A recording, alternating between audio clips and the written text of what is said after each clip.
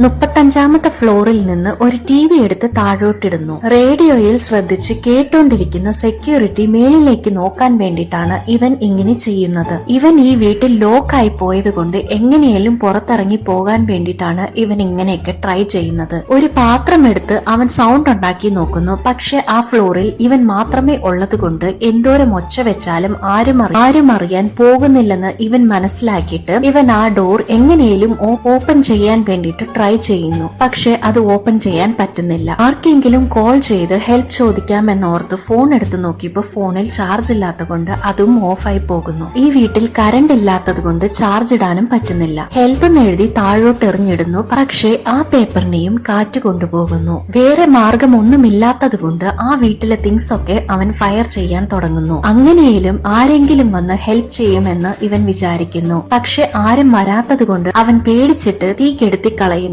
എന്നിട്ട് ആ വിൻഡോസിന്റെ കമ്പികളൊക്കെ റിമൂവ് ചെയ്തിട്ട് ഒരു റോപ്പ് സെറ്റ് ചെയ്ത് അവൻ സ്ലോ ആയിട്ട് സ്ലിപ്പ് ആകാതെ നെക്സ്റ്റ് ഫ്ലോറിലേക്ക് ജംപ് ചെയ്ത് താഴോട്ട് വരുന്നു. എന്നിട്ട് ഗ്രില്ല് തുറന്ന് താഴത്തെ ഫ്ലോറിൽ വന്ന് നോക്കുന്നു. അന്നേരം ആ വാച്ച്മാൻ റേഡിയോയിൽ പാട്ട് കേട്ടോണ്ടിരിക്കുന്നു.